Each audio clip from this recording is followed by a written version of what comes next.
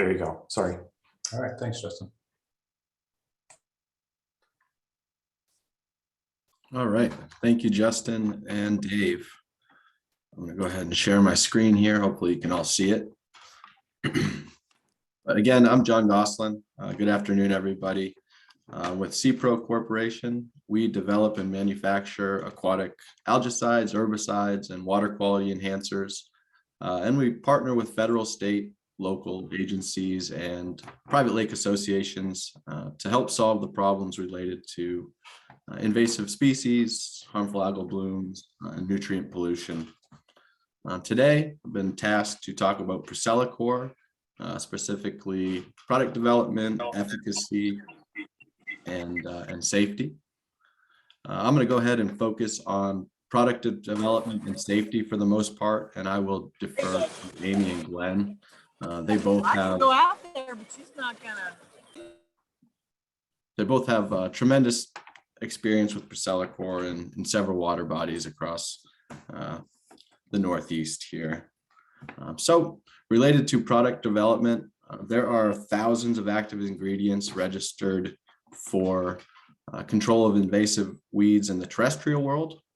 However, there are only 15 or so registered approved active ingredients for invasive weed control in aquatics. And this is for good reason. Our freshwater resources are incredibly valuable, and they are more delicate systems than our terrestrial systems are. So most of our CPRO's development takes place at our research and technology campus down in Whitakers, North Carolina.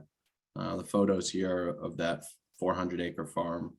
There are also university and private labs that conduct the research that is required to register and approve an aquatic herbicide. procellicore specifically, it's been in development for a long time prior to the 2017 EPA registration. I was actually a graduate research assistant down at the University of Florida's Center for Aquatic and Invasive Plants and assisted on the mesocosm and pond studies that were part of the data set that confirmed the efficacy of procellicore and the tolerance of most of our native species to the product. So once a potential aquatic herbicide is determined to be a good fit, then a thorough data set needs to be generated, compiled, and submitted to the EPA for registration consideration. I'll go ahead and try to advance my slide here. So EPA registration, how does it happen? Federal law requires registration with the US EPA before a product can be shipped or sold in the United States. To obtain that registration, manufacturers like CPRO are required to conduct numerous studies and submit a thorough and extensive data set to the US EPA. Now, the important part is that data set has to demonstrate that under its conditions of use, the product will not pose a significant risk to human health and the environment, and that the herbicide is effective against the target weeds. So once those 120 or so pre-registration studies are conducted and compiled, they are submitted to the EPA. The EPA will then create a review of all and an outline, a summary of all these studies and place it in their environmental fate and ecological effects risk assessment. So this for procellicore, it's an approximately 248-page document. It's accessible on the EPA website or with a quick Google search. It's part of their process when they're registering. So following the EPA registration in 2017, then each individual state agency does their own review and makes their own determinations. So I'm going to just go through a few different conclusions that individual states have highlighted. This is a document from Wisconsin DNR related to herbicide degradation and persistence. They found that fluorpyroxafen benzyl, this is the active ingredient in procellicore, is broken down quickly in water by light and microbial degradation, and that the half-life ranges from 1 to 6 days in aquatic systems. They also highlighted that the EPA concluded no hazard concern for metabolites or degradates of procellicore that may be found in drinking water, plants, and livestock. looking at impacts on fish and other aquatic organisms, as well as impacts to human health. Wisconsin DNR highlighted that the EPA concluded procellicore has no risk concerns for non-target wildlife and is considered practically non-toxic. In relation to human health, they concluded with reasonable certainty that drinking water exposures to procellicore does not pose a significant human health risk. I've got a couple more here. These two memos are from state toxicologists, one from Vermont, one from Connecticut. There are many more from states across the country, the 49 states that have all registered procellicore. But on the left, Vermont Department of Health concluded that the proposed procellicore treatments are expected to result in negligible risk to public health. Based on a review of the confidential statement of formulation, it's reasonable to conclude that human exposure to the inert compounds contained in procellicore at the concentration that would result under proposed conditions is not likely to result in an increase in level of concern for public health. Connecticut DPH, Department of Health, shared that same sentiment. They do not believe that the use of procellicore in watershed areas will adversely impact drinking water supplies or human health when used in accordance with the label. So I'm going to leave it off here. This is some of the highlights from the different state reviews of that larger tox package. I'll hand it over now to Janine to talk about New York State's regulatory review process and labeling. Thank you, everyone.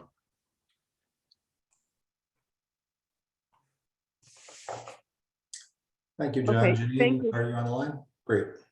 Oh, yeah, I'm here. Can you hear me? We can.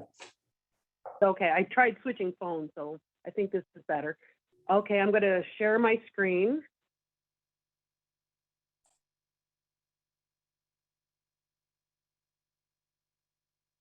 Can you see that okay? We can. Okay, great. So I am the section chief for the pesticide product registration section for New York State DEC.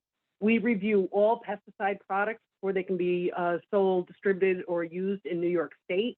And all the labels have to be reviewed and approved by us, and they are all available online. I am going to concentrate on new active ingredients and major changes in labeling because we reviewed procellicore as a new active ingredient.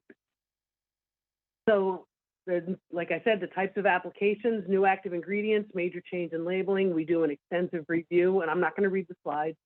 So the active ingredient in procellicore was not registered previously, so we did an extensive review, asked for all of the information. So we have what we call non-routine products. That's the new actives, MCLs. We get all of the data. We have specific time frames. We have 60 days for completeness, and 150 days after that completeness is determined, 150 days to do a registration review.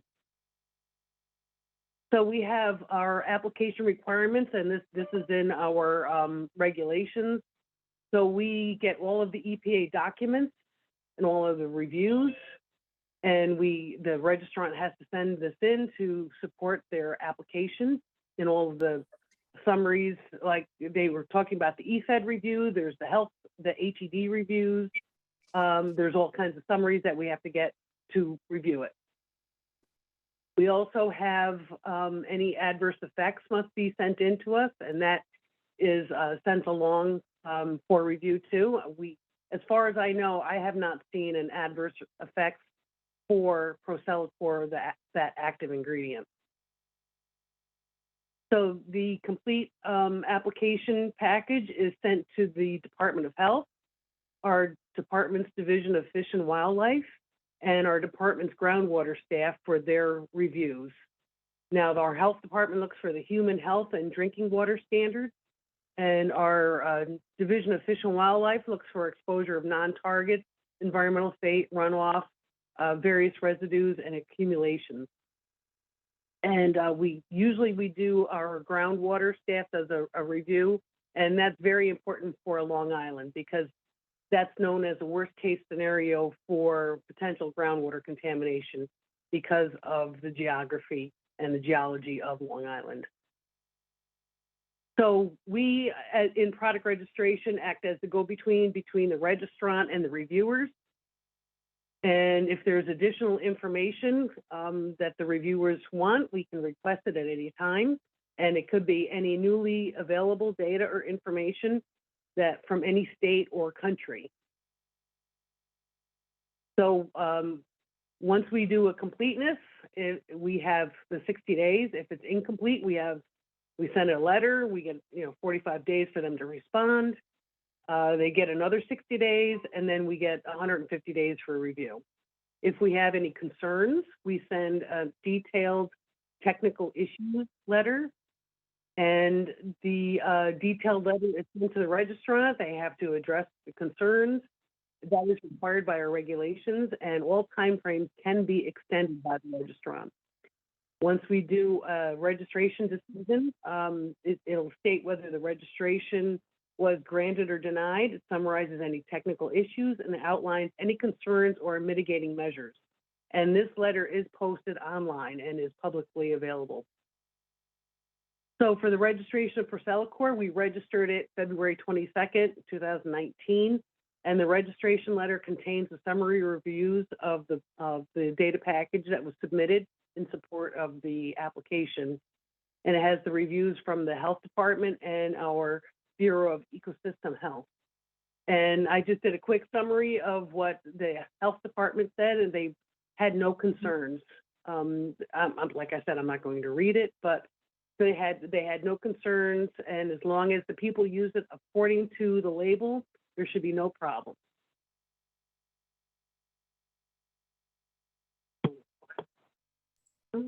My computer locked up. Can you still hear me? Yes. Yes. Okay, because my computer froze. So for the BEH, I just had one more slide. The BEH didn't have any concerns either. They said that it was maybe a good alternative to other products, and that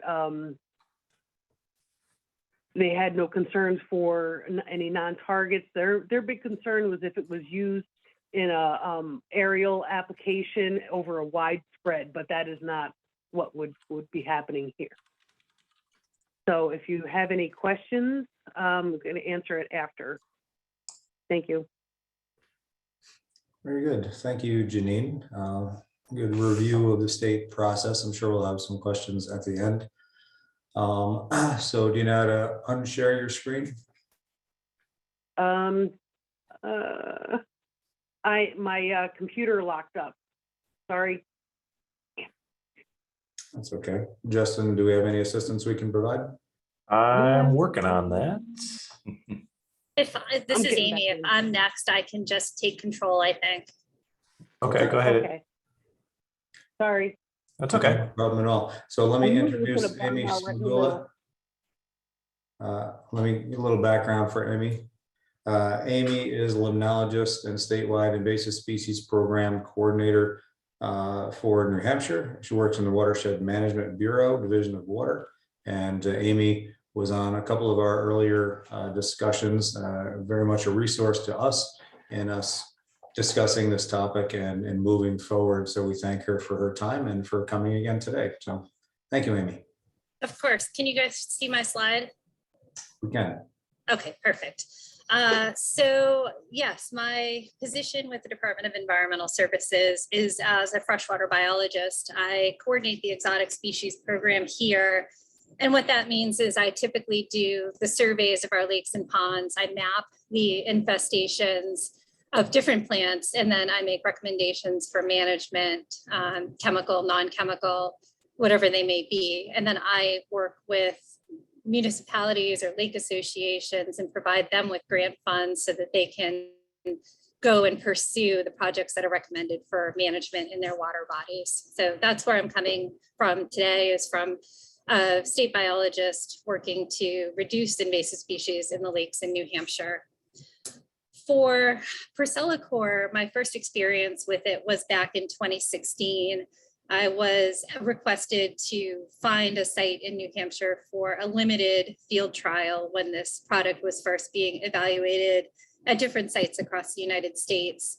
We needed a site that didn't have a lot of traffic and that was somewhat isolated so that we didn't have that degree of traffic that could interfere with the study. And we also needed a site that had a lot of variable milfoil and that we could focus on a 1 acre treatment plot. So I partnered with the state, excuse me, I've been talking for a few hours now, the state office of our US Army Corps of Engineers. So we've got a couple flood control sites in New Hampshire, and we worked with them to identify this spot that's shown on the map here. It's a backwater area of a 600 acre flood control. And this area itself is about 25 acres. That red area that you see identified in the middle of the map is what we chose for the 1 acre treatment plot with procellicore. The photos on the right show you the degree of variable milfoil growth. It was topped out and dense in that bed. And then you see mostly lily pad beds around that, and other native vegetation is in there as well. So this was our first experience with the product. The yellow dots that you see on the map, those are where we did herbicide residue testing. So sites 1, 2, and 3 were within the treatment area. And then we also tested the herbicide around that acreage. So these are probably about 150, well, probably 50 meters from the treatment zone based on scale at this site. So sites 4, 5, and 6 are outside of the treatment area, but within close proximity. So we treated in July of 2016 and monitored regularly hours and days post-treatment for plants, oxygen, water chemistry, herbicide residue. This graph right here shows you the concentration over time after treatment. So again, these top 3 lines right here, the very top 3 lines show the first 3 sites, which are right within the treatment zone, and the bottom 3 lines show those points that were outside of the treatment zone. You can see that 6 hours after treatment, which is on the x-axis here, the days after treatment continue out to 7 days, and the herbicide concentration is on the vertical axis. You can see that by 6 hours after treatment, the herbicide then starts to decline very quickly to 1 day post-treatment, and the concentrations are all fairly low by 6 hours post-treatment, and then continue to go down from there. The concentrations within the treatment zone were higher than those outside of the treatment zone. So this is a very typical graph for procellicore breakdown over time. We typically see that it's almost approaching below detection limits by a day after treatment, which is a lot different than any of the other products that we've used in the past, which increase for a couple of weeks in concentration and persist for up to 4 weeks after treatment. So this is out of the water very quickly. So big picture in New Hampshire, at this point, we used procellicore in 2016 for the field trial. When it was labeled, we started using it in 2018. And we were fairly conservative that first year when the product hit the market. We used the product in just a few small lakes to control variable milfoil in small patches. By 2019, we had expanded use to some more smaller, medium-sized lakes with larger patches of growth. And then by 20 and 21, we were pretty comfortable with the product and what we were observing those first couple years. And we expanded to all sites that we were managing variable milfoil and Eurasian watermilfoil in New Hampshire to using procellicore. Our largest one-time treatment in a lake, the biggest site that we treated was 63.7 acres, and that was in a 704 acre water body. So we treated just shy of 10% of that surface water for variable milfoil with procellicore. And I know New York has both variable and Eurasian water milfoil. New Hampshire has mostly variable, just a little bit of Eurasian. So we're weighted more towards focusing on variable as our target, but we've also used procellicore on a couple of Eurasian water milfoil sites. This map here shows you about 50 different sites across New Hampshire where we've used ProcellaCOR since 2018, and it covers a range of water bodies in terms of size and geographic area. We have used ProcellaCOR in a drinking water supply. Lake Winnipesaukee is the state's largest lake. It's probably familiar to most folks. It's about 46,000 acres, and Paugus Bay is the outlet bay of Lake Winnipesaukee. So all the water from Lake Winnipesaukee flows through Paugus Bay and out. We've done treatments in different locations around the lake as a whole, but specifically we've treated in Paugus Bay, which is a 2,300 acre bay, and the drinking water supply is located down at the southern end. You can see I've labeled the map as the intake, which is a pipe coming out of the lake into the drinking water treatment plant. And then at the very bottom of the map, you can see the raw finished sample.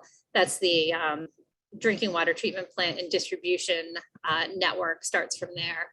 So for this one, this was 3 treatment zones. This is back in 2019. We treated 2 locations in the early season, and then one site in the early season, 2 locations in the late season. And whenever we do treatments in this bay, we need to sample within the treatment zone and then distances across the bay to the intake. And then we also sample the raw and finished water. And I can tell you that based on the data that we collected, we did not detect any ProcellaCOR outside of the discrete treatment zones. We didn't detect it across the lake, at the intake, or in the raw or finished water at the drinking water treatment plant. So we have used this in a site that does drain right past in surface water intake. This slide has a lot of information on it, but it's my summary slide. Just some observations. A lot of times when herbicide treatments are done, there's concern that all of the aquatic plants are going to be removed from a system, and that's definitely not the goal. We found very good target specificity with the ProcellaCOR on variable milfoil and eurasian watermilfoil, although we have seen some slight impacts to a few native floating leaf plants, specifically white water lily, water shield, and floating heart. And occasionally, if we treat in August, we do see a little bit of an impact to yellow water lily that time of the year. And of course, depending on when we treat, if we don't treat before the native milfoils are up, native milfoils are also susceptible, but we can alleviate that impact by treating in May or early June before the native milfoils do emerge. So basically no observable impacts on other aquatic plants. We have had some cases where there have been nearshore wells where we've had to do sampling because there were concerns about contamination. We did not detect any herbicide in the nearshore wells, so they were all non-detect. There, again, like I said, is a quick decline in the herbicide concentration in the water column across all those 50 water bodies that we saw. The trend was consistent with that graph that I showed you earlier. We had no post-treatment algal blooms, and that includes harmful algal blooms or otherwise, so those green filamentous masses. That's likely because our treatment areas are generally small in a larger water body, and our treatment timing is early enough that we get the plants when the biomass is low. So there's not a big plug of nutrients that's coming up that could lead to algal blooms. So we have not seen any algal blooms as a result of treatments. We have not seen any fish kills. Milfoil control, we typically see within 3 to 4 weeks post-treatment. We start to see the plants looking a little funky and beat up at about 2 weeks post-treatment. And then they drop out of the water column in about 4 weeks, and then they degrade on the lake bottom and are not observable by about 6 weeks on the lake bottom from what we've been seeing in New Hampshire. Milfoil control, typically in New Hampshire, when I compare ProcellaCOR to other products, we've used Diquat, 2,4-D, and a bunch of other different products depending on the plant. I can tell you that in the past, we've been able to achieve a season and up to 1 or 2 years of control between treatments. 2 years was often elusive. Many of the sites that we've treated with ProcellaCOR to date are seeing 2 to 3 years of control and counting. So, I mean, like I said, we've only been using the product since 2018. So some of those we've not had to retreat since when we first treated in 2018. So we're still counting the years as we go out from those initial treatments, but things look good so far. And then just to let you know a little about the permitting process in New Hampshire, because it is the live free or die state. But even with that, you can't just go put pesticides in the water in New Hampshire. Our process is quite rigorous and very set in law and rule. So in New Hampshire, our permitting agency is the Department of Agriculture Pesticide Control Division. And any project, any permit application that has a project in an aquatic type of habitat, stream, river, lake, has to also be reviewed by our Fish and Game Department, Department of Environmental Services, which is where I work. And then we also bring in the Drinking Water and Groundwater Bureau staff to do reviews when there are drinking water supplies involved.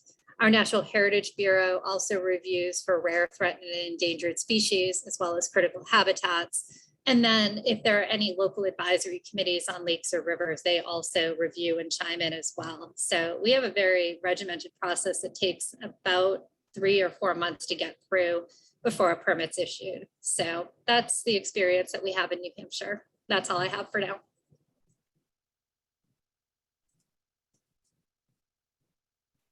Awesome. Thank you very much, Amy. Very good overview of the New Hampshire program. There'll probably be some questions at the end. Next and last, we moved on to Glenn Sullivan. Glenn Sullivan has been working with the commission now for several months, actually going out to mid-2021. Glenn is a certified lake manager in New York State. He is a project manager for Solitude Lake Management. He has done many procellicore treatments in many water bodies around the area, and we're happy to have Glenn with us today to share his experience. So Glenn. Thank you, Dave. Let's see. Can you see that? Yes. Okay. All right. Thank you. I'm just going to go through a few slides to give you an overview of what we're going to do and how we're going to do it at the 2 treatment sites. So as I said, 2 treatment sites, one in Blair's Bay, one in Sheep Meadow Bay. If you can see my pointer on the screen, Blair's Bay is up here. Sheep Meadow Bay is about 8 miles south of that, both really on the northern end of the lake. Prior to the permitting stage, Warren County Soil and Water went out and did preliminary plant surveys on both sites, and I'll give you a little bit of details on that. The APA and a DEC permit applications have now been approved. We haven't actually seen the written document from the APA since it was just approved yesterday, but both of them have been approved. And we expect that the applications will be conducted one day, tentatively late May or early June. Actually, we would anticipate coming out first thing in the morning to do these. So my guess is both of these applications would be done probably sometime by lunchtime on that day. Just give you a little bit idea how we do the application. A typical treatment boat, we tend to use a lot of airboats. That allows us to work through dense weed beds without getting caught up in those on a motor. Gives us better clarity, a better view down at what we're doing. On the boat, there's a tank, usually about 100-gallon tank, and there's suction, so we draw water into that tank, fill it up with water, and then we mix the product into solution right on the boat. What you can't see in this picture on the left, right in front of the driver there, is going to be a screen. It's essentially an ag GPS navigation screen. So the applicator can be directed directly to the plot. There's going to be an image of the plot on that screen, and he's able to follow it and make sure that the boat is actually within the treatment area. And so once we start the treatment process, it's going to be a combination of water coming out of the tank, the solution, along with fresh water being mixed in with that. And it's going to come out the back of the boat through these drop hoses on the right. Typically, we're going to drop it down about 2 feet below the water surface. These 2 plots are relatively deep. So we'll extend those drop hoses and we'll probably be dropping it down around 6 feet below the water surface. To go over the 2 sites, so Blair's Bay, the preliminary plant survey, they actually surveyed 38 total sites. You can see these sites in dots on the screen. The red dots are Eurasian watermilfoil points. The yellow dots are just sample points where milfoil wasn't located. If you see gaps here, it's not because they didn't sample those areas, it's because they could see clearly that there were no plants on the bottom of the lake at those points. So out of the 38 total sites, 32 supported plants, and 14 of those supported eurasian watermilfoil. 4 of those were ranked dense, and no other species in the sites were ranked dense. So we took this plant survey and we used that to create this treatment area, which is about 4 acres right here in that Glen Burnie, Blair's Bay section. So that treatment area encompasses those dense milfoil points. Well, actually all of those milfoil points. So 4-acre site, the average depth based on those points in the site is 10.6 feet.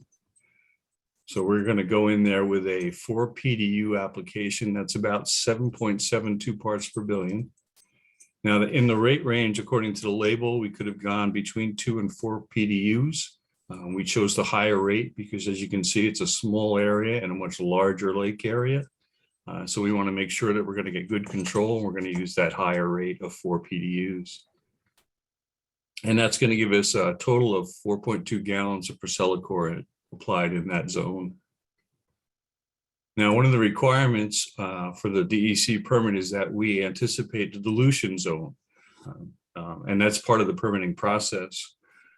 So what we have to do then is take the quantity of the material going into the water and determine about where we're going to hit a threshold. In this case, the threshold is 1 part per billion.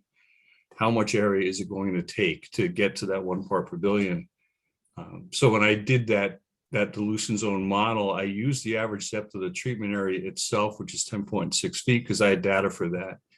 If you look at the map here, I don't know if you can see this well or not, but the depth of the dilution zone right here goes out to over 70 feet. So that 10.6 is ultra conservative, and I would assume that, you know, the dilution, the actual dilution, is going to be a lot more rapid than what we actually projected here. But so this zone is 60 acres, and that is what we use to do our notification. So all the riparian owners along this shoreline were notified, 35 different owners, by direct mail, telling them about the process and giving them an opportunity to comment. We set up 5 different sample sites. So the outer edges of the zone are going to be sampled. There's going to be a sample site within the treatment area. There's going to be a sample site where the stream comes in the shallow zone right here as well. And there's going to be 5 sample events after the treatment. Those are going to be at 1 to 3 hours, 10 to 12 hours, 24 hours, 3 days, and then if necessary, 7 days. And I suspect that probably by the 3-day sample, we'll have no measurable results of procellicore. The Sheep Meadow Bay site, we had 40 total sample sites in the preliminary plant survey. Again, there's sections of the shoreline that a point isn't dropped just because they could see clear to the bottom that there weren't plants located there. Of the 40 sites, 33 supported aquatic plants. 10 of those supported eurasian watermilfoil, and 9 of those were ranked dense. Again, no other species found were ranked dense. So we used that plant survey to come up with a 3.6 acre site going along the shoreline to encompass all the milfoil points. We have a 13.4 foot average depth in this, so it drops off a little bit more quickly than it does up in Blair's Bay. Again, we're using the higher rate range. You know, it's sort of a band application along the shoreline, and with a quick drop off there, we want to use a higher rate.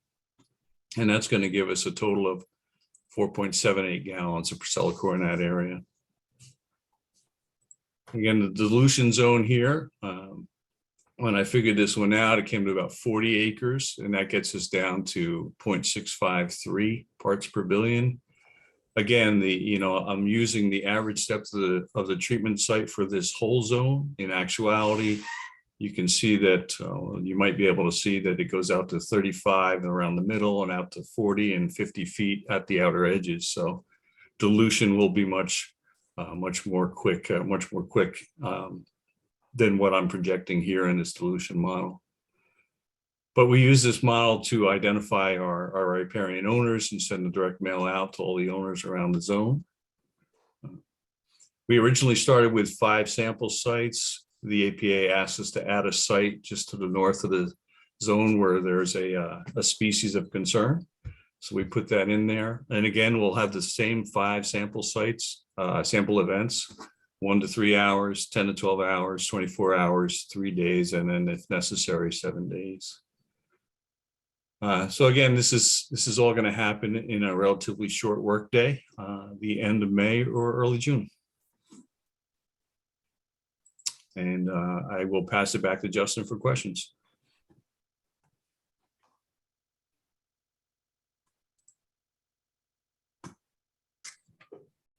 All right. So at this point, I would just like to remind folks that if you have a question, you can send it to me in the chat feature, and I'll read it to the panel.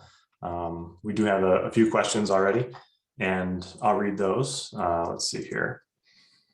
First one is, did either the Commission, DEC, or APA receive a legal opinion that the treatment areas meet the provisions of the label regarding its use is only for slow-moving quiescent waters with little or no continuous flow?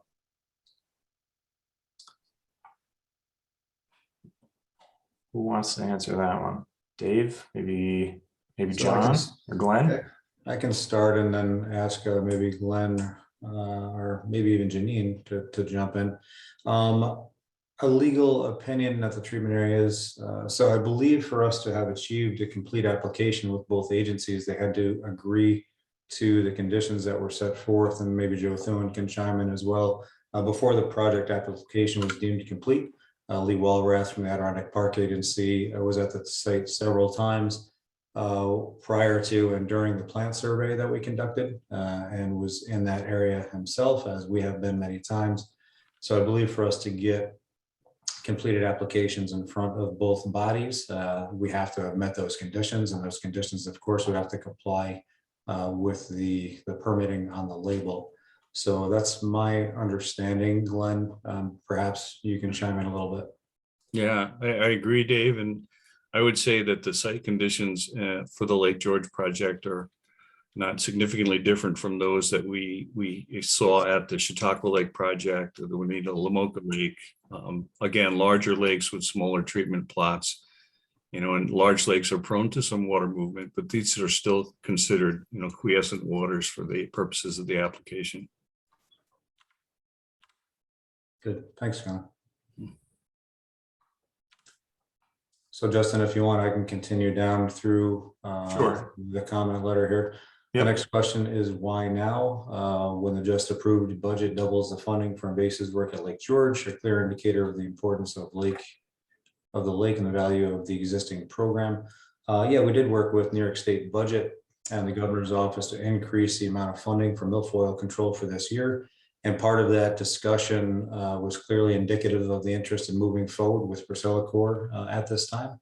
We also knew and let them know that the grant funding that we had from Department of State that we've been managing with Chris Belden down at the county, those funds ran out. And I think there's a misperception that the commission is going to switch wholly from our hand harvesting and dash program over to procellicore, and that has never been the case, nor do we ever see moving on solely from the program that we have right now. But we did think is important is to take a look at all the tools in the toolbox. And when we're seeing very successful, cost-effective treatments that are happening, not only throughout the Northeast and the country, but also within our localized region, even one within the Adirondack Park, the Minerva Lake treatment was exceedingly successful. I believe the commission right now believes this is a good opportunity and a good time to take a look at this. Because we have made good progress in other areas, but these sites simply aren't responding well, and it seems ideally suited to these sites.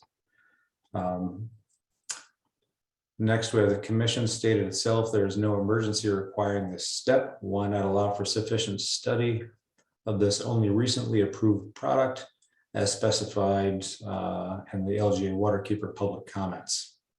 Why risk the dynamic and unique conditions of the Queen of American Lakes when we don't have to? So I'll answer part of that, and then maybe I'll ask Janine about data. So there's no emergency requiring this step. No, I concur. I think that was my statement, that there is no emergency requiring this step.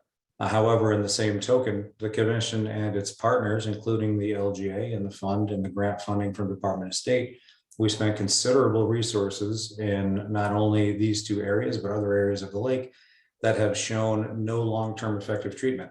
And in fact, we have given up on treating those two sites because it was seen in a discussion between, at the time, the Lake George Association and the Park Commission, that we were throwing good money after bad in those two sites, and we had other sites that we needed to work on. So we were triaging the various locations, and we said at some point, when we either have additional resources or we have a better means to manage it because the sites continue to rebound, why not give it a try? We also felt that given a 28,000 acre lake, these two discrete sites really seemed an ideal opportunity to take a look at this as a demonstration project on a much smaller scale than the vast majority of treatments around us. But in terms of, I think there's a question on why not allow sufficient study of this only recently approved product. I guess I would ask Janine to talk, like she did the last time, about, are there data gaps? Is there more research that needs to be done for the state designated water quality agency, DEC, to have a comfort level? So Janine, I believe you're still on. Do you have any thoughts on that? Like I said before, there were no data gaps, and there are now some data that we are getting, example from New Hampshire. So, you know, as it's being used, we're getting data from the use site that it is good, and there's not any concerns that are being raised, and it's very selective. But we have not asked for additional data because the EPA said the data set was complete, and we didn't see anything that we needed to complete the application. Thank you, Janine. Amy, you've done several treatments in New Hampshire. Do you have any thoughts? Yeah, I mean, we have, like I said, continued to increase use since 2018. So clearly we're comfortable with the product, and we've not seen any negative effects as a result of use of the product in the state. So our continued use is a sign that we're so far comfortable with what we're seeing. Very good. Thank you, Amy. Let me see, Justin, maybe I can just kind of run through these again, because I think I know the folks that we want to have address the questions. The next one is statements on the manufacturer's own product label for procellicore are concerning. Quote, do not allow livestock to drink treated water. Question, should livestock not drink treated water, but you say that humans can. So I know this is an important question, and I'd like to go to John on that, because that's a specific case that is important to talk about. Thanks, Dave. And yes, that's a good question. We've gotten this one before. So the reason why this restriction for allowing livestock to drink water is in place, and you don't see it for humans or pets or any other organisms that would drink water, is because livestock manure tends to get used for propagation of nursery, greenhouse plants, etc. So the product is safe for the livestock to drink, but we know that procellicore doesn't bioaccumulate, which means it's excreted via urine, manure, and if traces of procellicore are in manure that we don't know what that manure is going to be used for, there could be liability there if that manure is used in some sort of high-end nursery or greenhouse where there's a potential for one or two species to be impacted. But as far as safety to the actual livestock, that's not the concern. It's where is that manure going afterwards. As far as weeds developing resistance to the herbicide, the language for not treating the same site with the same herbicide and the same target species 2 years in a row, that's something you'll likely see on any aquatic herbicide that gets registered moving forward with the EPA. herbicide resistance, we're very careful to avoid that in the aquatics industry because we have such a limited toolbox. We only have 15 or so active ingredients registered for aquatics. So with that in mind, you will not have to treat the same area with procellicore targeting milfoil 2 years in a row. Generally, when you treat milfoil, you're going to get 2, 3, or more years of control. A lot of times when milfoil comes back into an area and eventually, if there's a potential to retreat, a lot of times it's either coming back from a seed bank or from fragments that are coming in from outside of the treated area. I guess for the last question there. Well, just sticking with that, John, if I could jump into one point. When we got our permits from the DEC and APA, and we've been working with them for about a year, the commission made a commitment that if we apply procellicore, and we understand that there is essentially a 3-year no plant return guarantee, we committed to the Adirondack Park Agency that the commission would follow up every single year. And if there were returning plant populations, that those would be harvested in the traditional capacity that we've been doing for decades. So we don't see those sites ever building up to the need of having to treat procellicore again. Again, that is the expectation. And we expect these sites, when they're treated, to largely be a one and done, because we do have the resources to go follow up when the sites are not as massively dense as they are. But if a few plants do pop up in the future, then we can address those. So we do not see in any way reapplying. If many of the folks on the call may be familiar with Saratoga Lake, Saratoga Lake has a long history of reapplying aquatic herbicides, and those concerns are legitimate. We do not see at this case at all happening in Lake George. So thank you. You can continue, John. Thanks. Sure. The last question there regarding state forest preserve lands. I'm not aware of a restriction of procellicore use. I guess I would just note that procellicore is only approved for use in aquatic sites. So we wouldn't request to use it in a terrestrial site anyway. Yeah, John, this is actually referring to an MOU that exists out there, I believe maybe between the DEC and the Adirondack Park Agency. Janine, are you familiar with this? Can you speak on it? Actually, no, I don't know anything about this issue at all. So I will turn then to either Glenn or Joe Thewin, perhaps, one of you gentlemen. I know some of the details, not all. Yeah, Dave, there is, as you said, there is an MOU between the APA and the DEC that herbicides won't be used in the forest preserve lands, essentially underwater. So there are a number of lakes in the Adirondacks that are interested in using procellicore, but some of their areas are overlay forest preserve lands, and they're right now the DEC and the APA is coordinating, I guess, a change to that MOU to allow for this to happen.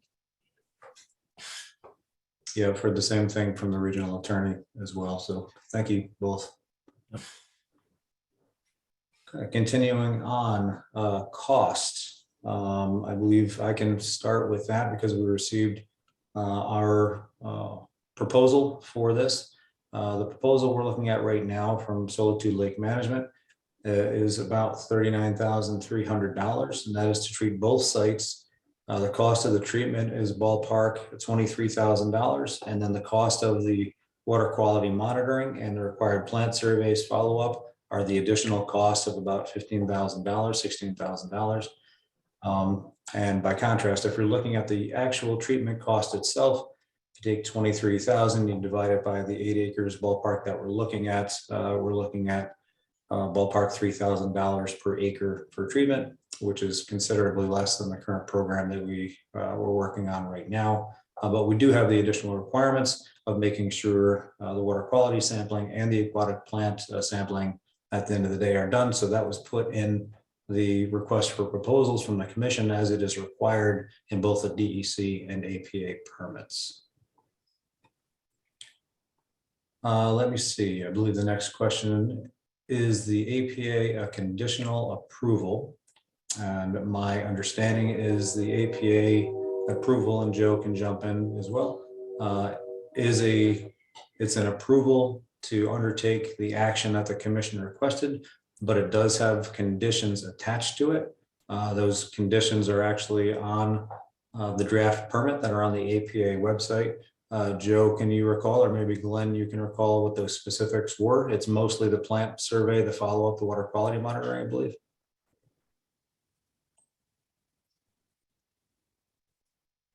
I believe it is. Joe? Yeah, I was gonna let Glenn handle that, but yeah, it's simply, I think the expectations on what's been described so far, as far as, following the label. Sorry, I feel the crowd over here. Following the label, doing the requisite sampling, water quality sampling, plant sampling, and that should, I think, cover our bases. Very good. Thank you, Joe. Glenn, anything else to add?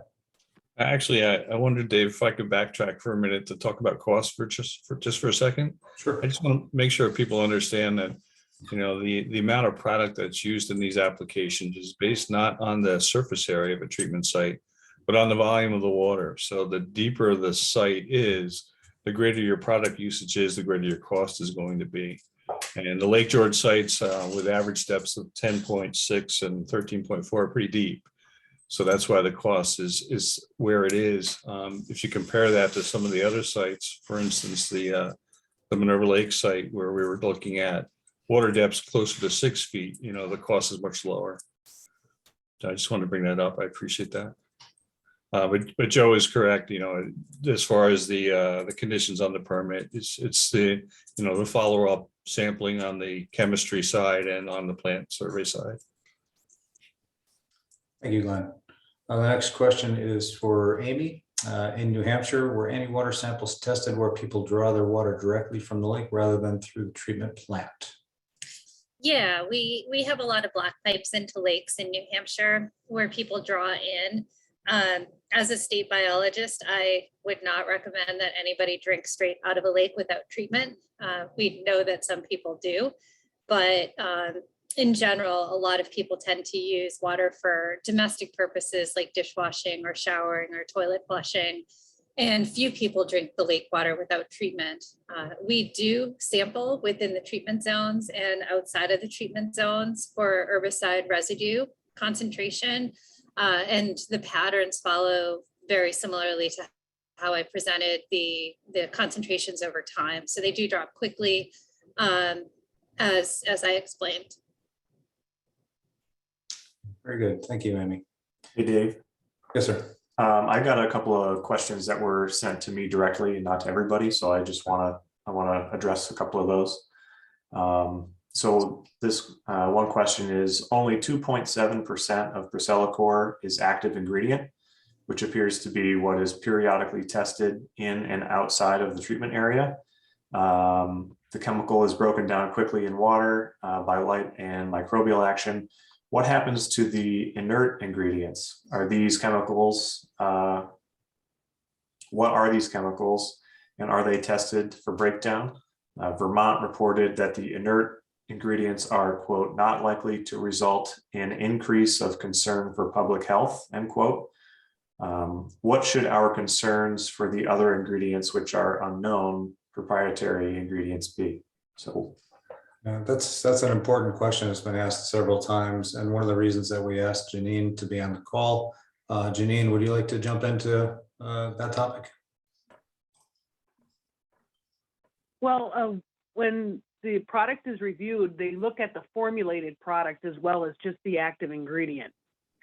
So whereas we cannot say what the inert ingredients are, the other ingredients in the product, they are looked at by our health department and by other reviewers, and there are no concerns. Thank you, Janine. So you do have the DEC. I just want to clarify, the DEC does know and is privy to all of the product itself, not just the 2.7%. And you do that review and an understanding of that, but you're not at liberty to release the formulation, but you have done that study and review. Is that correct? That's correct. And we do know what the inerts are. Okay. And it's DEC's determination that the other percentage of the product, the inert part, is not a public health nuisance or an ecological issue. Correct, and our reviewers look at that too, the health department and our Bureau of Ecosystem Health. Thank you, Janine. Justin, you Okay. have The next question is, how are plant surveys conducted? Is that with a rake toss or snorkeling or a combination of those things? Glenn? Yeah, that was a rake toss survey. I don't believe that included any snorkeling, but all those points that you saw on the maps I presented were rake toss sample sites. We were on the original one. I didn't know if that was referencing what was going to be upcoming in the post treatment survey or not, but the required sampling method is rake toss by New York State. And how accurate is the rake toss for determining what species are present? How accurate, Glenn? I would say that in combination with visual references, it's extremely accurate. I mean, your rake toss sampling, you're collecting things from the bottom of the lake that you wouldn't normally see from the top, but it also requires that you make those visual reference on the surface plants as well, because your rake toss is not necessarily going to pull up what you're seeing. So the combination of the two is extremely accurate. Amy, you've been doing these for decades as a regulator and entomologist. Do you have any thoughts on the rake toss method? Yeah, I find it to be very accurate. In fact, when I can't see something from topside when I'm surveying, I use the rake to reach down and collect samples. And I usually do a few rake tosses per site just to make sure that I don't miss anything. We also use view scopes for survey too, so we can see down into the water a little bit more, sometimes cameras as well. So topside surveys are sufficient if you use the variety of tools. Very good. Thank you, Amy. Okay, and then looks like the next question that needs to be addressed is from Timothy Betcher, which is, can you tell me the concentration of the LD50 versus the concentration that will be used in the lake? Suppose I'll take that one. There are many different LD50s, LC50s, NOELs, no observable effect levels, generated for a host of different representative species that we'd find in any of the environments where procellicore is applied. In general, the rate that we use in these treatment areas are hundreds to thousands of times less than any of the LD50s or NOELs that are out there. And that's basically all confirmed by the consensus of State Department of Health across the country and their summaries that we've provided. Okay, good. Thanks, John.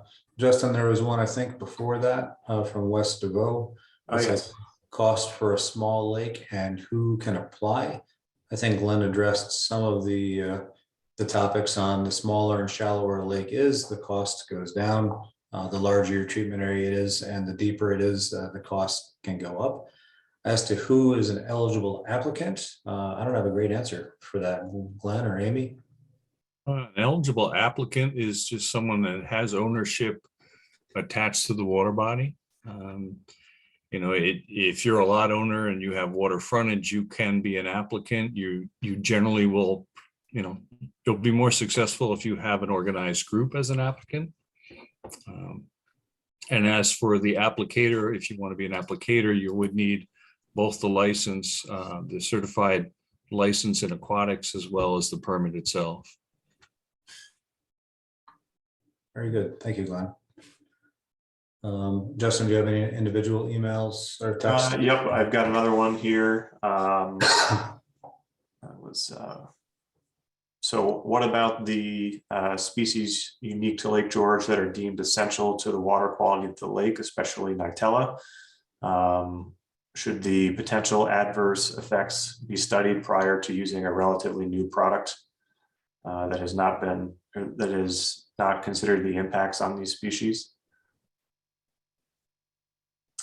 Maybe John to start and Glenn as a follow-up. I know this issue has come up as well, or maybe even Amy. Sure. Yeah. Regarding Nitella, Nitella specifically is a macroalgae. So the systems that the binding point that procellicore binds to doesn't exist in Nitella or macroalgae, and we don't see any impacts whatsoever on macroalgae like Nitella or Cara or others. I'll let Glenn follow up with any of his thoughts. Yeah, I was going to comment that we've seen increases in macroalgae following the control of milfoil with procellicore, which is not at all surprising. You know, as you open up new opportunities for other plants and macroalgae, they'll tend to expand. But you're right, procellicore is not going to have any impact on it. Amy, any thoughts from New Hampshire? Yeah, I'll chime in.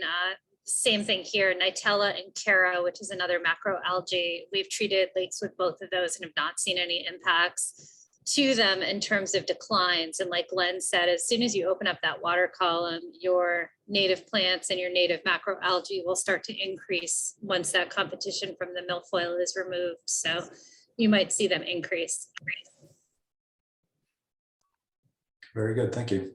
Justin? All right, so that was it for direct messages to me. So all the rest of the messages are in the chat. Okay. So we left off with Steph Mitchell asking, are you concerned that you have a new product without a reasonable track record for this herbicide product? Well, we had some discussions on the product registration. I think Janine did a nice job of saying that the State Water Quality Agency and also the Department of Health have both reviewed in detail this product and would not have permitted it and labeled it in New York State if that reasonable track record did not exist. I know there's been some concern from folks that say Lake George should not be an experiment. And I think by definition, Lake George is not an experiment. This has been utilized in over 200 or more lakes in the country, over 100 in the Northeast. And this has been reviewed and studied for more than a decade. So at some point, it is up to individual states to say, is this enough to make sure we're protecting public health and our environment? And New York State did so in 2019. The commission is not an expert in these matters and relies on experts in these matters, especially from a regulatory standpoint. And we believe in the science behind it, and we believe in the people that have studied this that are regulating these products. So that's what I can speak to. I don't know if anyone else had any additional comments. Okay, thank you. All right, the next question is from Ellen, which says that Mrs. Smagula stated there was not a fish kill associated with distribution of procellicore, but does that include monitoring to ensure that the decomposition of the plants will not have an adverse effect on fish which live within the milfoil area? Yeah, so we have done monitoring. The nice thing about doing small plot treatments is that fish can easily move outside of those areas and find other parts of the lake to use. But in those direct areas of treatment, we have done a lot of dissolved oxygen monitoring. And dissolved oxygen is one of those things that you get concerned about when you do an herbicide treatment. If you are targeting a big, dense area of growth, as the plants are decomposing, bacteria are consuming that oxygen and taking it out of the water column. So in a very small treatment area, you don't have that problem.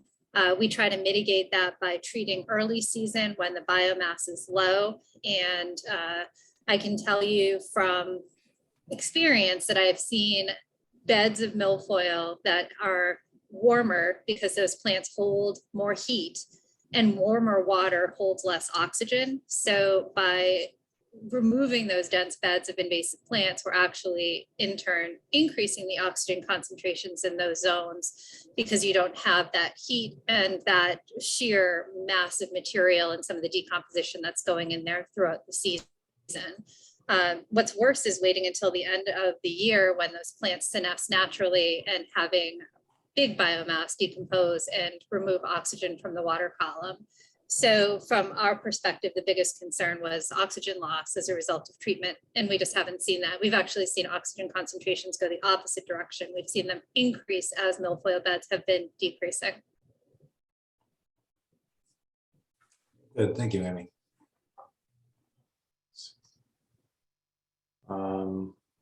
Dave, do you want to address Kathy Vermont's question at 3:51? What is the reason the public hearings have not been held around the lake? Yeah, I'm just reading it now.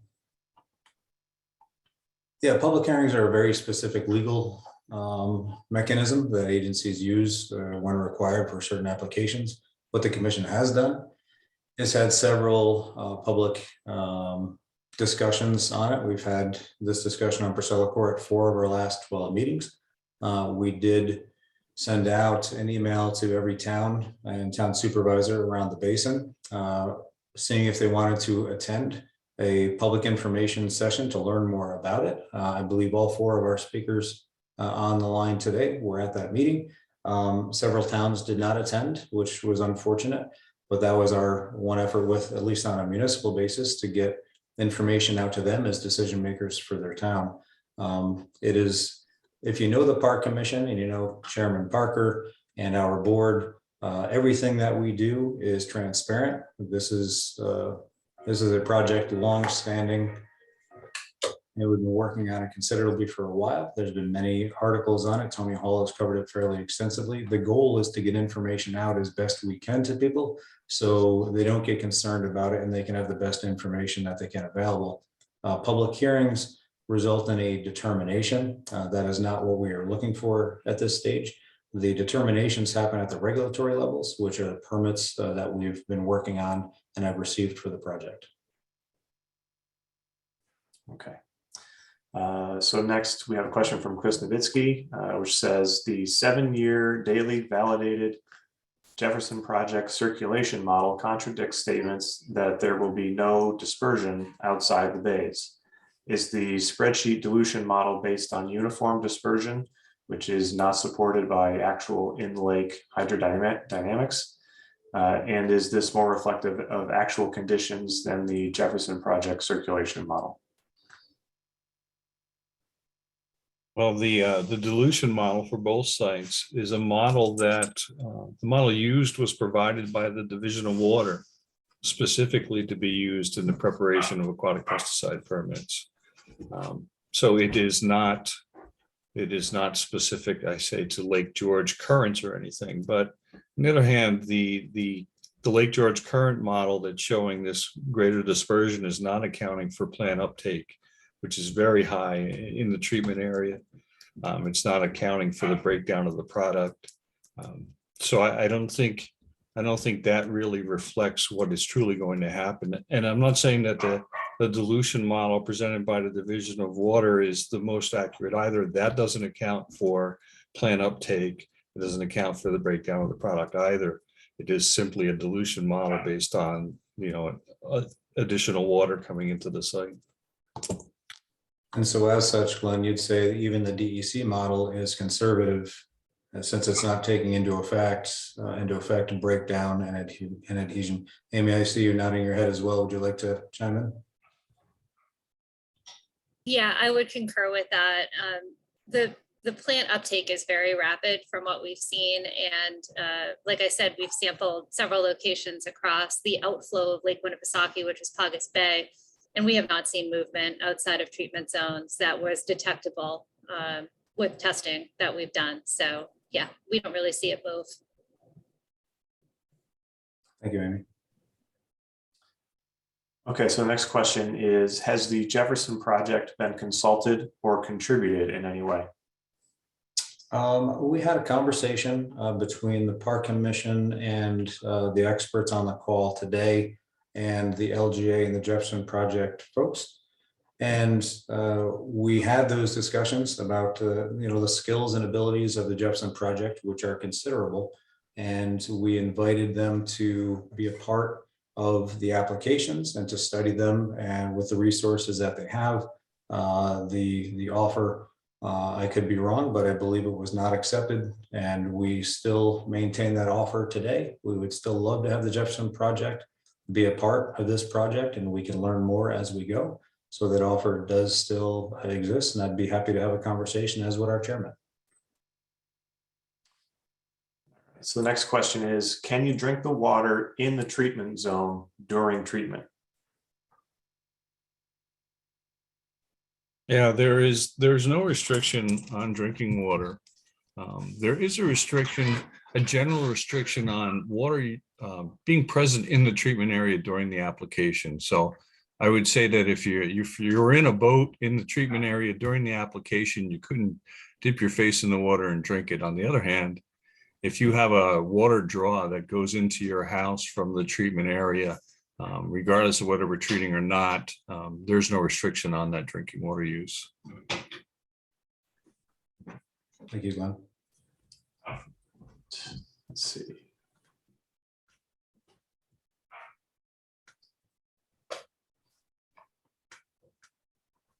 Some of these questions have been addressed already, so I'm kind of skipping ahead.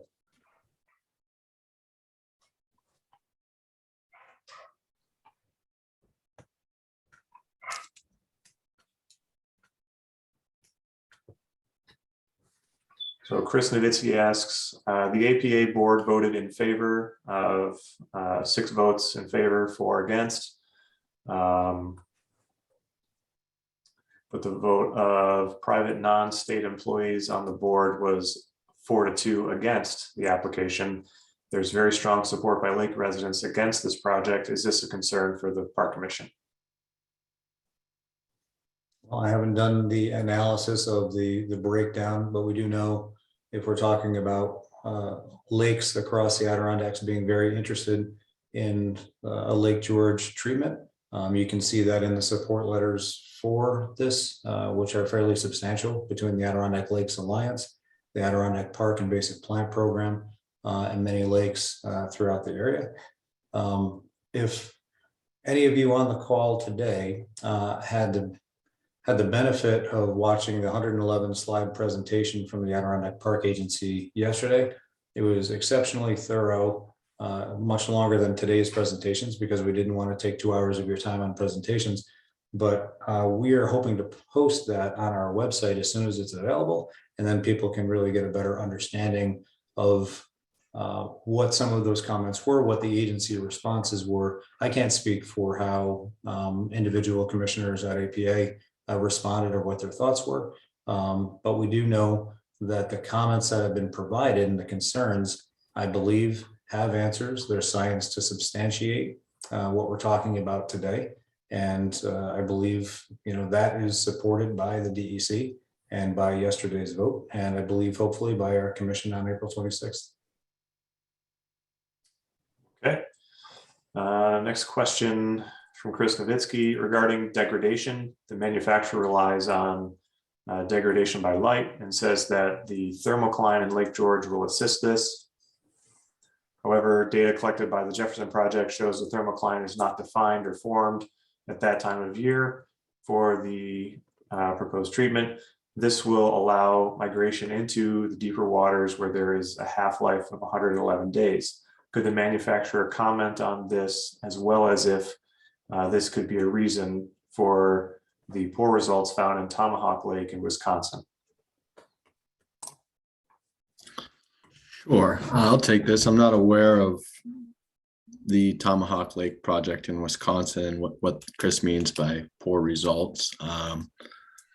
But as far as degradation below and above the thermocline here,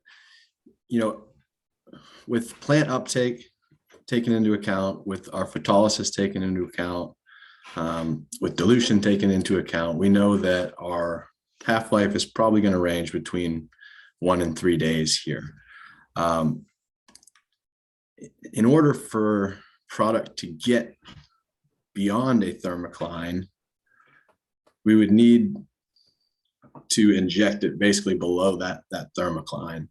Even to get plants, even to target plants that are growing in 10, 15 feet of water, we need to assist the product to get down to those plants. It's not going to migrate into deep waters on its own, where half-life would extend up to that 100-day or so time frame. However, if it was to somehow move into deeper water where light wasn't existing, it's likely that there's not going to be any plant growth there either.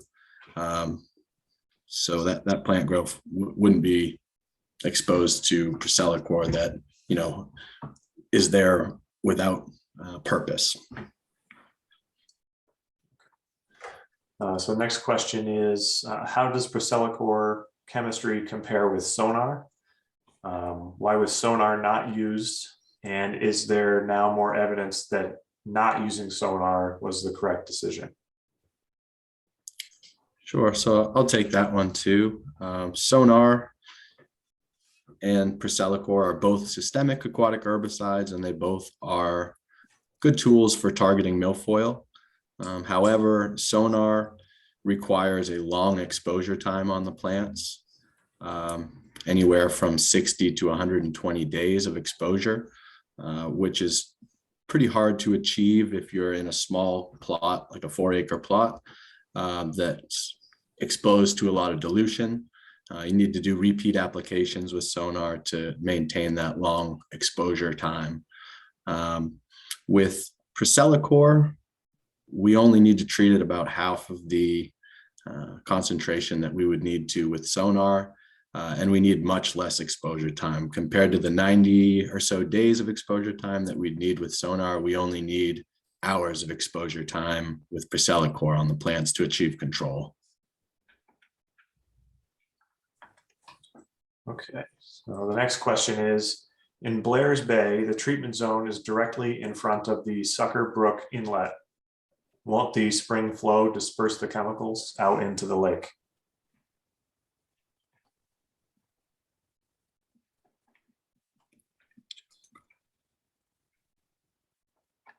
So that might be a question for Glenn.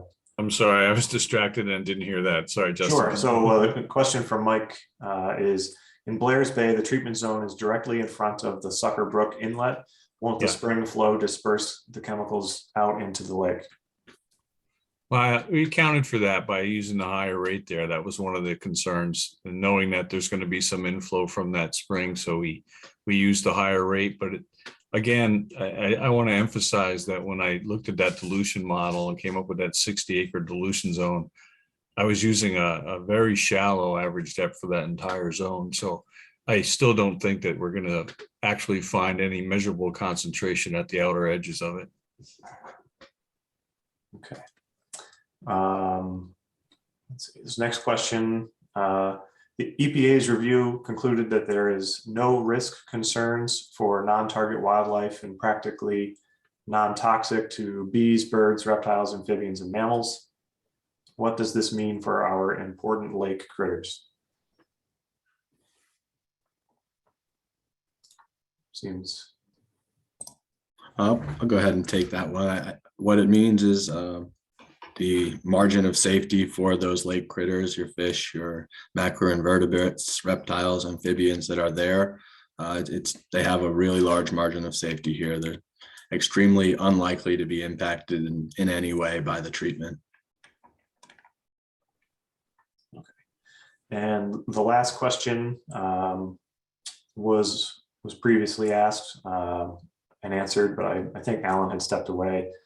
Since the majority of ingredients are inactive, not listed, and proprietary, are these tested and accounted for? And I believe Janine said that the answer is yes to that question. Justin, I'll just go ahead and comment on that as well. Okay.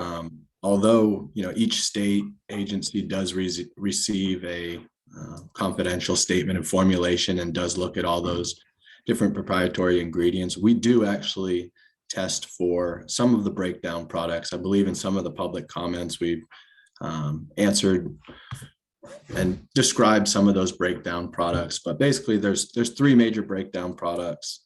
The first of which is 30 times less active than the active ingredient. The following 2 are 100 and over 1,000 times less active. So we do actually test for the first breakdown product and ensure that that's dissipated and not in the water body as well. But just wanted to kind of point that out and point out that the degradates, the breakdown products are far less active than the active ingredient. And we do test for one of them to make sure that that doesn't have any impact either. Okay. And I think this next question is for you as well, John. It says, we don't know who is testing, and it seems that you will be self-monitoring. Is the DEC monitoring you, and how? This is probably a question for you and Glenn. Yeah, all of our results, all of our sample results are sent to DEC. And we cannot remove any restrictions until DEC has reviewed the results and give us the okay to do that. They are not in the boat during the sampling. They can be, and maybe they'll choose to be, but they understand the protocol because we've submitted a sampling plan in advance explaining how we're going to sample, where the samples are going to be analyzed, and how we'll report them. And I did get an email this afternoon from the Adirondack Park Invasive Plant Program, and they would love to be involved in every aspect of this project, as they are kind of an oversight group for invasive species management in the Adirondacks. And we welcome them on every aspect of it, from the treatment to the water sampling to the plant monitoring, and they accept it. So we're very happy to have that. It seems there's concerns that, you know, we're trying to do something that's not well vetted and not scientifically supported. I hope today that people see that there's a considerable log of information on these products, and there are many applications that have been tested and vetted. And that's one of the reasons we asked Amy from New Hampshire, who doesn't have any dog in the fight about a Lake George project, to come online and give her honest opinion and experiences about this. So yes, we want to learn as much as we can, and we're happy to have APIP come out. We're happy to have the Jefferson Project resources available for this. We're happy to have DEC at any point come out as well, or really anybody from that matter with a scientific background that is working to better understand the project. So that is the hope of the commission. We're a New York State agency. We're very open. And when we're done with this project, there'll be a full report and accounting for how everything went. And that will be made immediately publicly available. Okay, and there's one last question that just came in. It's pretty, why is there no talk of human consumption? I think we've sort of asked and answered that a couple of times, so maybe we can get a more conclusive answer to that question. Sure. Janine, are you still on the line? Maybe Janine from DEC can talk about the DEC and DOH review very quickly. Yeah, the DOH has a default drinking water standard for all chemicals that don't have an actual one, and it's 50 parts per billion. The treatment is going to be much less than this, so there's no way to even get close to that drinking water standard. So that's why there are no concerns raised. And I know, John, you presented some math that discussed some of that. Maybe you can highlight that for a minute.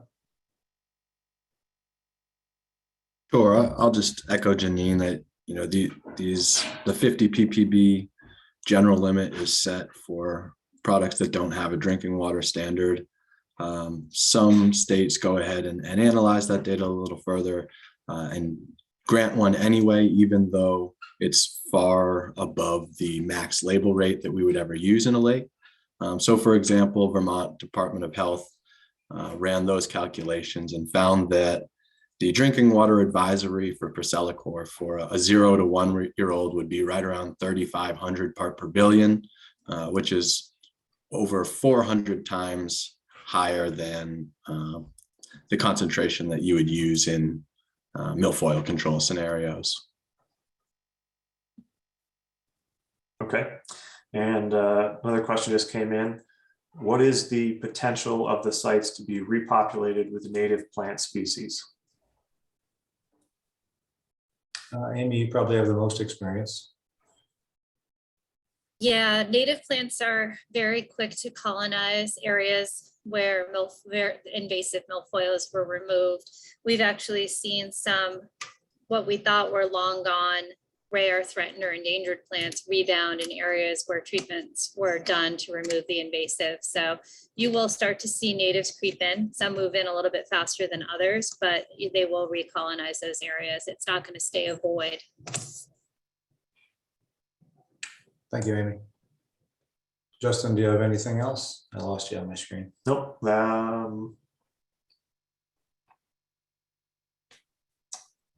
That is it for questions.